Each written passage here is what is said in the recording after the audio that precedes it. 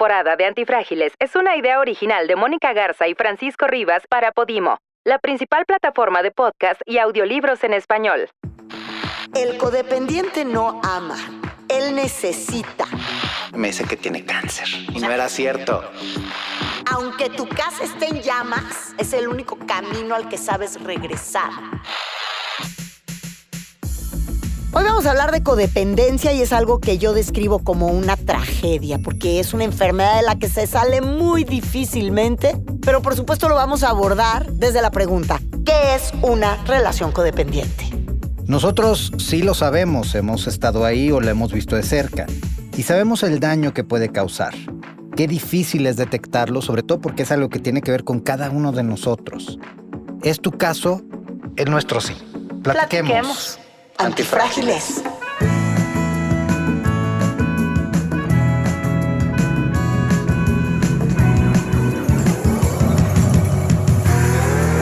Personas que se benefician de las crisis. Que prosperan, crecen, al verse expuestas al cambio. Y que les encanta la aventura, el riesgo. Nosotros, Mónica, Francisco, somos eso. Antifrágiles. Fortalecidos por el caos. Qué bueno que nos acompañan. Ya estamos nuevamente con ustedes con un tema que a mí me pone los pelos de punta porque he estado cerca de muchos casos y es muy duro. Francisco, ¿cómo estás? Pues contento de platicar efectivamente algo que todos hemos visto de cerca y hemos visto los efectos de la codependencia. ¿Qué es?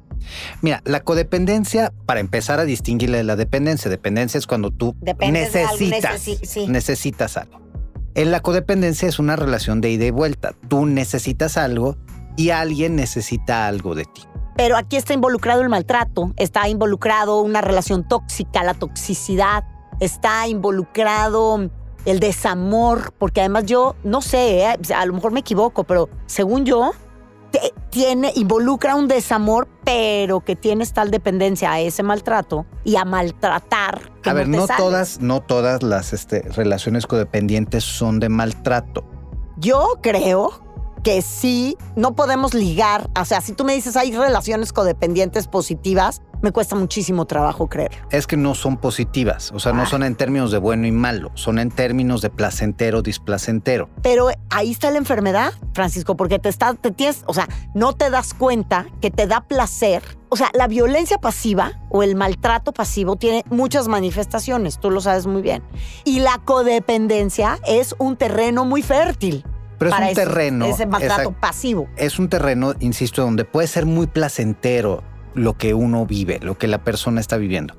Te cuento una historia. Yo tenía un ex que era un tipazo, era inteligente, profesionalmente realizado, pero llegaba a su casa y se volvía un niño de 5 años. Entonces la mamá le cortaba la comida. ¿Por cómo lo trataba su mamá? Ajá, y nunca le faltó al respeto a la mamá, nunca le dijo, nunca lo sobajó. Sí. Pero era avasallante su amor, ¿no? Ya sabes, así la señora que agarraba, lo besaba y mi bebito y él no mi lo niño. Impedía, él no le decía, mamá, ya no tengo 5 años, trátame normal. Al contrario, o sea, la señora le cortaba la comida y se la daba en la boca. Ajá. Y yo tapándome los ojos y metiendo la cabeza así de pena ajena de qué estoy viviendo, qué estoy viendo.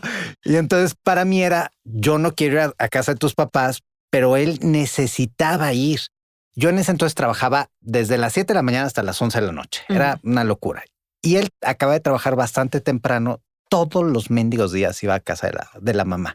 Y la mamá, de verdad, él regresaba y hasta la cara le cambiaba. Tú lo veías, de un hombre de 40 años se transformaba en un niño de 5. ¿Y alguna vez se murió la mamá o no? Alguna vez se murió la mamá y fue una tragedia. ¿Por qué? Él no podía vivir sin ella. Él intentó el suicidio y a partir de ahí se empezó a venir para abajo, perdió el trabajo, se involucró en abuso de sustancias y fue muy doloroso porque, insisto, es una persona muy lista, muy inteligente, carismático, simpático. Entonces me estás dando la razón. O sea, no podemos ligar una relación codependiente, léase, con mi jefe, con mi amigo, con mi pareja, que pueda tener un área en ese terreno positiva. Porque todo aquello que crea dependencia, a lo mejor me voy a escuchar muy categórica, cualquier cosa que te genere una dependencia no es bueno. A ver, estás hablando desde el estómago. No estoy hablando desde el estómago, estoy hablando soy una persona que además ha estado muy cerca de personas codependientes y las veo sufrir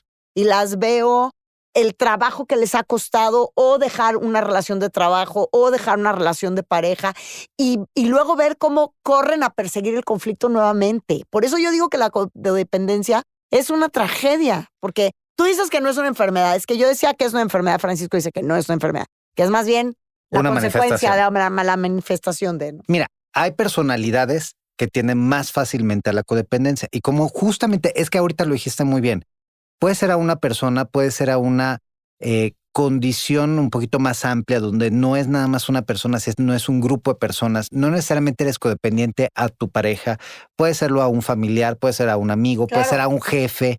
Y entonces se dan unas relaciones rarísimas en los grupos de trabajo. O puede ser a un compañero, a una persona, o incluso a alguien que te cae gordo. Y entonces tú te empiezas a alimentar de esa relación disfuncional con la otra persona. Hay algunas relaciones dentro de la codependencia que son un poco más funcionales, es decir, que te empujan, como esta situación de frenemies, o sea, de amigos, enemigos, en donde... Enemigos, que donde se bulean, pero no te puedo dejar, pero sí. O estamos en esta competencia en donde a mí me gustó mucho, recordarás que hace unos meses se retiró Federer y Federer y Nadal eran pues grandes adversarios del tenis. Competidores entre ellos, sí. Y hubo una parte muy bonita en esa despedida que hizo Federer, que Federer y Nadal vestidos con la misma camiseta, agarrados de la mano, dos hombres heterosexuales llorando, y donde Nadal decía, gracias a él fui un mejor tenista. Esa es una situación también de codependencia. ¿Por qué? Porque estás todo el tiempo pensando en qué hizo el otro y entonces ¿cómo le vas a hacer tú para ser mejor? Claro. Hay una codependencia, pero es una codependencia funcional. Me hiciste pensar en las dos grandes estrellas que yo creo que eran los 70s en nuestro país, que eran los dos rostros más hermosos de la televisión y las dos reinas de la telenovela, y que era una competencia salvaje, que era Verónica Castro y Lucía Méndez, ¿no? Hoy muchos ya no sabrán ni quién es ninguna. Una de las dos, sí, porque ahorita está en Netflix en un programa. Sí, es cierto. Es diciendo, cierto. mi luz. Tiene una serie. Bueno, mi luz lo ha dicho toda la vida. La codependencia se presenta, esto es bien interesante este dato, se presenta en personas jóvenes de 16 a 31 años. O sea, con esto lo que estamos queriendo decir es que se manifiesta a partir de la adolescencia. Esto según el Acta Colombiana de Psicología. Pero Jorge Bucay, que es este psicólogo como muy motivacional, que tiene todos estos libros, en su libro El Camino de la Autodependencia, dice que, y me encantó esta frase porque sí creo que lo describe muy bien, el codependiente no ama, él necesita, él reclama, él depende, pero no ama. Y regreso a que es por eso que yo digo que es una tragedia, porque lo disfrazas de amor, algo que solo puede lastimarte. Mira, también hay un libro muy bueno de Robin Norwood, que es Mujeres que aman demasiado. Y precisamente te toca este tema, ¿no? Hay un exceso de sentimiento, porque precisamente no es amor, pero sí es un sentimiento. Es un sentimiento en donde tú necesitas, por un lado, darlo y por el otro lado, recibirlo. Porque si fuese solo una dependencia, sería a esa sola dirección. Yo necesito el alcohol, yo necesito el cigarro, yo necesito el sexo, yo necesito jugar, yo necesito gastar dinero para sentirme vivo. En este caso, yo tengo un exceso de sentimientos que necesito soltar y necesito recibir para poder estar bien. Sí es un aspecto generalmente sumamente disfuncional, tiene implicaciones importantes. Y ese dato que diste sobre las edades es muy significativo porque efectivamente se manifiesta en la adolescencia, se empiezan a manifestar y luego, por ejemplo, están estos amigos. Yo tenía el caso también de una paciente que tuve que tenía un tema de obsesión con una amiga suya. Uh-huh. Y era heterosexual, no tenía ningún deseo sexualizado hacia ella, pero era todo el tiempo saber dónde estaba, qué estaba haciendo, con quién estaba, habían celos, si ya habló con otra amiga. Y la otra también está igual.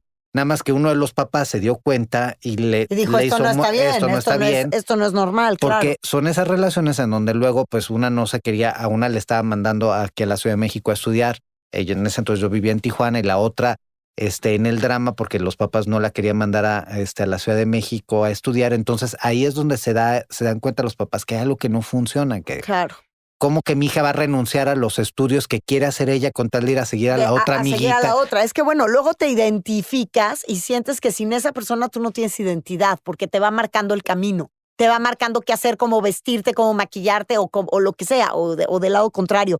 Pero tenemos otro dato. En España, por ejemplo, casi la mitad de la población, bueno, esto según una revista de psicología de la Universidad Inca Garcilaso de la Vega, en toda España casi la mitad de la población se declara dependiente emocional, un 49%, siendo otra vez, reinciden, siendo más frecuente esto en mujeres. Yo no entiendo por qué dicen que son o somos más, digamos, que podemos volvernos más codependientes de las mujeres que los hombres, porque también los hombres adictos, por ejemplo, si hablamos de adicción, un adicto es sí o sí codependiente, y eso es indistinto si son hombres o mujeres.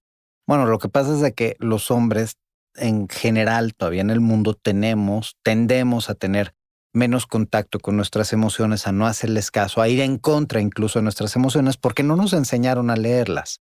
De niño, pues esta parte de no llores, no aguántate, sé machito, esta masculinidad tóxica tradicional que ha existido, pues no favorece el crecimiento emocional y las mujeres al contrario la invitan a que esté más cercana a sus sentimientos, a sus emociones. Creo que en los próximos años se verá un cambio en las nuevas generaciones que sí son mucho más sensibles, que sí están más atentas, que no vivieron lo que vivimos nosotros en las escuelas. Que se está creando una cultura de decirle a los hombres sí lloran, porque no en México los hombres no lloran, no, los hombres sí lloran y bastante. Mira, aquí es muy chistoso porque hace unas semanas fui a cenar con una querida amiga que de los dos, Saskia Niño Rivera, invitó a un amigo suyo y a mí me impresionó porque él pues no es amo de casa, pero está a 2 de ser amo de casa, porque la esposa es una mujer pues profesionalmente exitosa, él también, pero ella es más exitosa que él desde el punto de vista de salarial, carrera y eso.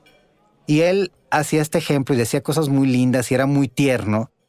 Y sí, si lo ves desde la parte tradicional, parecería más femenino, o sea, es decir, parecería que sus sentimientos son más femeninos que masculinos, porque de nuevo, la masculinidad se asocia a la agresividad, se asocia al no sentir, a no ser proclive a demostrar tus sentimientos. Hay un ejercicio muy bueno hay un ejercicio muy, muy bueno que se hace en psicología que te ayuda a identificar, a poner en una escala de 1 a 5 cuáles son tus mecanismos a través de los cuales expresas las emociones. Es decir, hay 5 sentimientos pensé que me ibas básicos. A decir que había una lista para decir cuál, o sea, qué tan codependiente también eres. Hay. Ya, eso sería interesantísimo. También hay, tenerlo. Y ahí hay un libro muy bueno que les recomiendo a todos para que lo lean, que se llama Cuando el amor es odio. Sí. De Susan Forward. Y está muy interesante porque sí te ayuda a hacer ese camino en donde tú empiezas a definir cuando hace esto el otro, tú haces esto, y si te dice, pues si sacaste esta calificación, pues sí, revísalo porque podría ser que estás en una situación de codependencia. Pero para regresar al ejemplo de un ejercicio que uno puede hacer es ¿cuál es de los 5 sentimientos que son la alegría, la rabia, la ternura, o sea, esa emoción cálida, el miedo y la alegría? ¿Cuál es el sentimiento que más te es más fácil de mostrar? ¿Y cuál es el sentimiento que te es más difícil? Lo que generalmente hacemos las personas es que el sentimiento que nos es más fácil de mostrar lo usamos para tapar lo que es más difícil.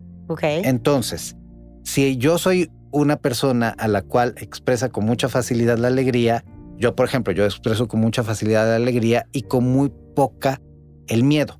Porque a mí me enseñaron que los hombres tienen que ser valientes y que no podemos exhibir ningún miedo. Entonces yo veo una película de terror o estoy en un juego y me estoy cagado de la risa. Sí, claro. Porque me es más fácil demostrar. Es tu mecanismo de defensa. Exactamente. Sí, claro. Y me es más fácil demostrar el enojo que la tristeza. Entonces cuando yo estoy triste, mi manifestación voy a estar encabronado. No te lo voy a demostrar como tal. En esos ejercicios, ahí es donde también puedes ver qué hace el otro. O sea, luego te piden que digas, tu pareja, ¿cuál es el sentimiento que más expresa con mayor facilidad? Y ahí también te das cuenta de esos enganches, cómo se empiezan a generar esos enganches y cómo a partir de esos enganches se genera la codependencia, porque finalmente la codependencia es eso, es un tango. como dicen los americanos, y take two for tango. Sí, se necesitan así es igual. Se necesitan dos para la codependencia, sí, claro. por lo menos dos. Luego puede haber más, pero se necesitan por lo menos dos. A mí me parece que sí es un tema, aunque nosotros siempre tenemos que aquí hablar de la antifragilidad, o sea, estas cosas que te fortalecen.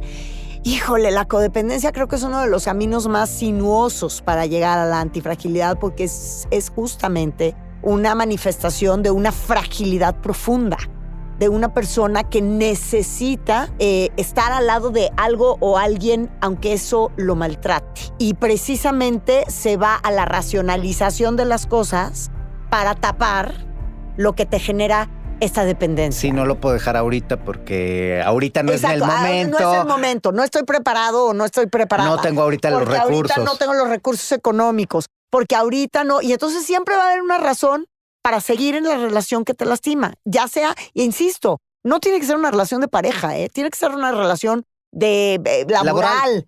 No, estar con un jefe que o sea, que encuentra la manera de maltratarte, pero te aumenta el sueldo, ajá, pero te sube de posición en la empresa, pero él te hace dependiente de si no fuera por mí, tú no ganarías lo que ganas. Si no fuera por mí, tú no tendrías lo que tienes. Entonces, sí me doy el derecho de maltratarte porque quiero ayudarte, quiero que crezcas como profesional. Entonces, te invito a mi escritorio a decirte cosas terribles de tu trabajo, pero en realidad yo te estoy ayudando porque ya te aumenté el sueldo 2 veces.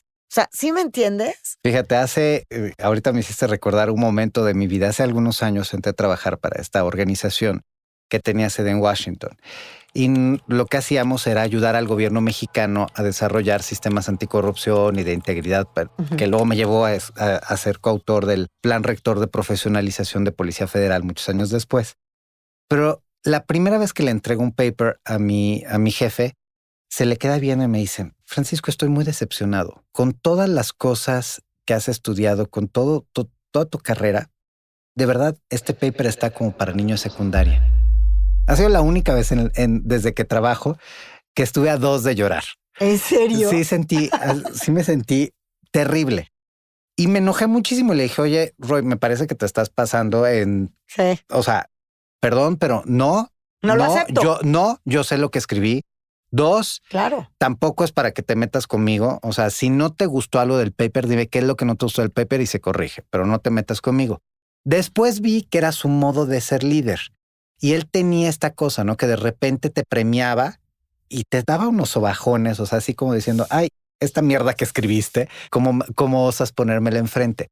Pero sí es muy fácil que te enganches con algo así.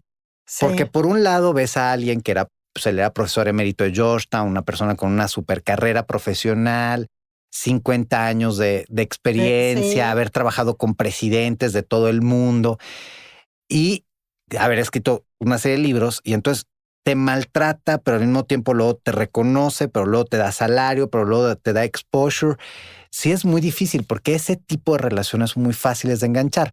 O el típico que sales con el guapo del grupo y claro, 3 segundos después te está prestando atención y luego te quita la atención y luego te la vuelve a dar. Porque así es el juego de la codependencia. Te doy para obtener. Por supuesto. Uno de los libros que yo recomiendo siempre cuando hablamos de este tema es I Hate You, Don't Leave Me. No me acuerdo del autor ahorita. Creo que por aquí lo tenemos, pero ahorita lo busco. Te odio, no me dejes. Y adentro de este libro cuenta una anécdota de un granjero que está en su granja. De repente se prende fuego en la granja, un fuego terrible, pierden los caballos, le queda un caballo en el establo y el caballo, que está en llamas el establo, le abre la puerta el granjero para que el caballo corra hacia el cerro, hacia la montaña y salve su vida, ¿no? Y el granjero piensa que el caballo lo que va a hacer es correr hacia el cerro. Sin embargo, el caballo lo que hace es correr tantito hacia el cerro y regresarse a la caballeriza que le corresponde. Because it's home, te dicen, porque se siente en casa. Uh-huh. Es decir, aunque tu casa esté en llamas, es tu casa, es el único camino al que sabes regresar. Y yo siento que esa es la codependencia. O sea, para mí, esta analogía del granjero y el establo y el caballo que se va de su caballeriza en llamas, pero regresa a ella, porque es un poco como, ahí está el cerro, todo verde, todo bonito, ahí no hay llamas, no hay fuego, no hay peligro. No sé cómo vivir aquí. Prefiero regresarme a mi casa en llamas. Y qué bueno que lo dices así, porque muchos de quienes nos escucharán tal vez se puedan sentir incluso atacados o se sientan juzgados en este momento que estamos diciendo. Y no, hay que decirlo con todas las letras. No es tu culpa. No es tu culpa que tengas mecanismos o que sientas que tienes que regresar o que te dé miedo romper con patrones o que sientas que si vas a tomar una decisión vas a afectar la forma en la que te entienden los demás, la que te ven los demás, la que te aceptan los demás, o que si vas a romper con relaciones que han sido históricas, todo mundo te va a abandonar, todo mundo te va a dejar. No es tu culpa. Así nos enseñaron a hacer. Bueno, es que ese es un tema muy importante. La codependencia muchas veces sí tiene un tema de que hay una huella, se crea a partir de una huella de abandono importante. Entonces, entras en estas relaciones porque no quieres que te abandonen bajo ninguna circunstancia. Entonces, sabes que tu relación, de la orden que sea, no te conviene, sí te lastima, sí te pasa por encima, sí te da, pero no quiero sentir que me vas a abandonar, porque entonces esa es la debacle. Lo que le pasó a tu amigo cuando se murió su mamá. La debacle. Se quiso quitar la vida una semana después, me cuentas, ¿no? Mira, yo cuando era chico siempre tuve a esta mamá omnipresente, ¿no? Y dentro de todas sus locuras, siempre me dijo que yo tenía que ser perfecto. De hecho, esa era su frase. Yo te crié tienes que ser para ser perfecto. Entonces yo siempre era el bueno de la escuela, era el mejor estudiante, evitaba hacer las cosas en las que no era bueno. Entonces, como siempre fui torpe y joto, entonces obviamente no jugaba fútbol a pesar de vivir en Italia porque pues era torpe y joto. Y no hay gay que no haya vivido la pesadilla de ser del fútbol. El joto que tiene que jugar fútbol. Por supuesto. Entonces, pero sí era bueno en todo lo demás, ¿no? Y entonces idiomas, y entonces escuela, y premios, y competencias de matemáticas, y de esto, y del otro. Y afortunadamente mi mamá, ella cometió el error de romper esa dependencia para ella. Uh-huh. Es decir, el error para ella, no para mí. A mí, yo le tengo que agradecer porque no sé si yo hubiera podido hacerlo. A los 16 años, cuando descubre que soy gay, que había que batallar mucho para darse cuenta, me corre de la casa con lo que traigo encima. Yo cuando te conocí sí lo dudé, ¿eh? Y además como me llevaste flores a la cena donde nos acercamos la primera vez. ¿Y yo dije, flores? No, ¿y qué flores? Entonces yo dije, no, sí lo estoy dudando porque yo pensé que era gay, pero ya no estoy tan segura y bueno, está bien.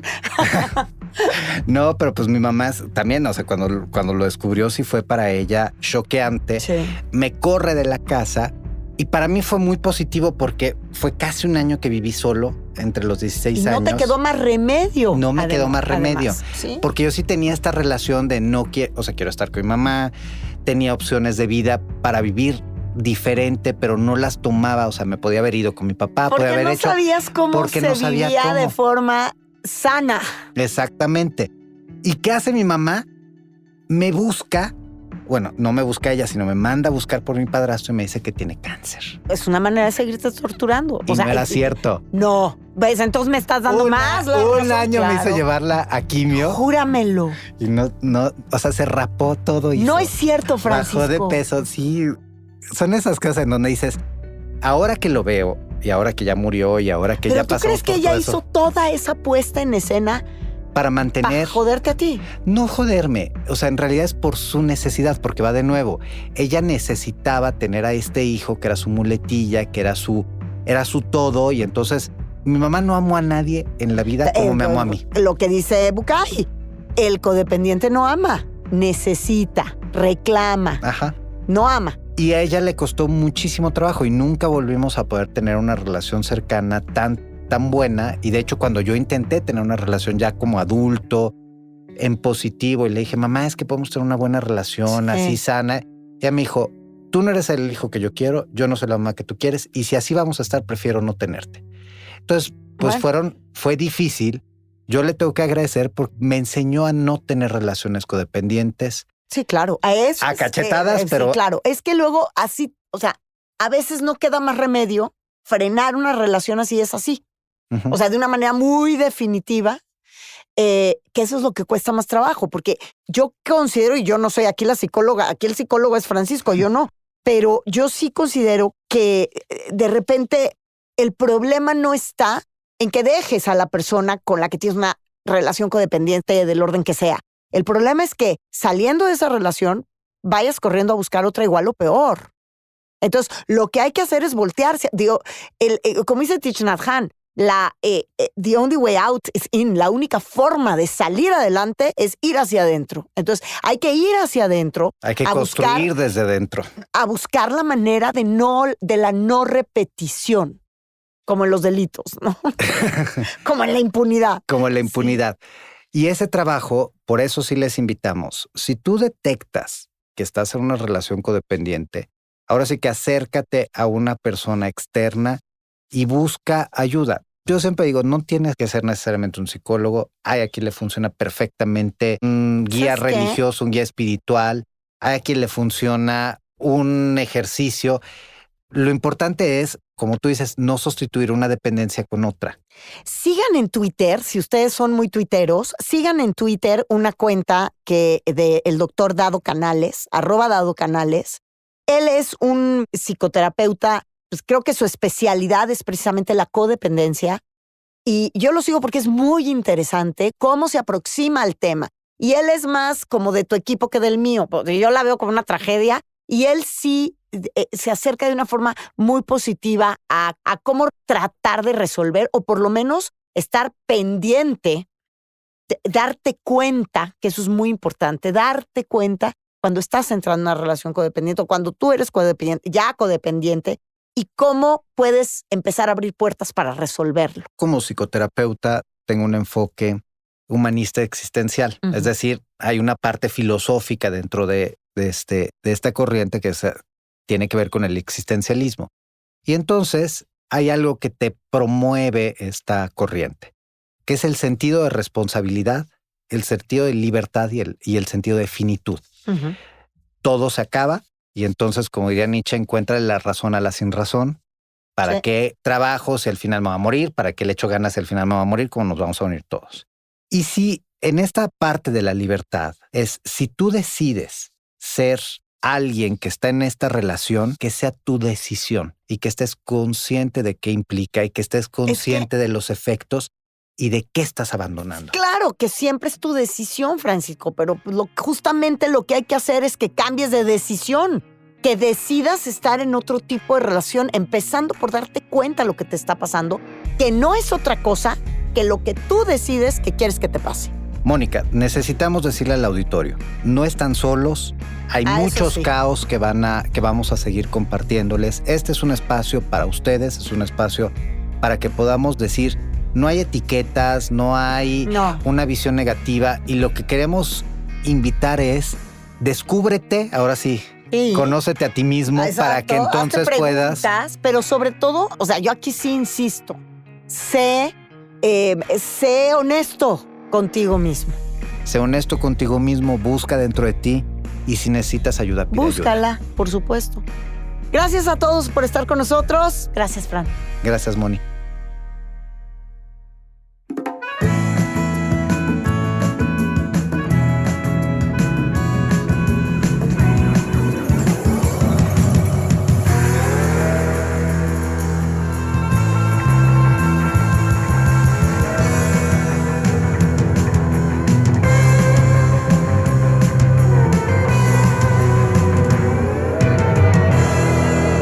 Antifrágiles, fortalecidos por el caos. Esta temporada de Antifrágiles es una idea original de Mónica Garza y Francisco Rivas para Podimo, la principal plataforma de podcast y audiolibros en español.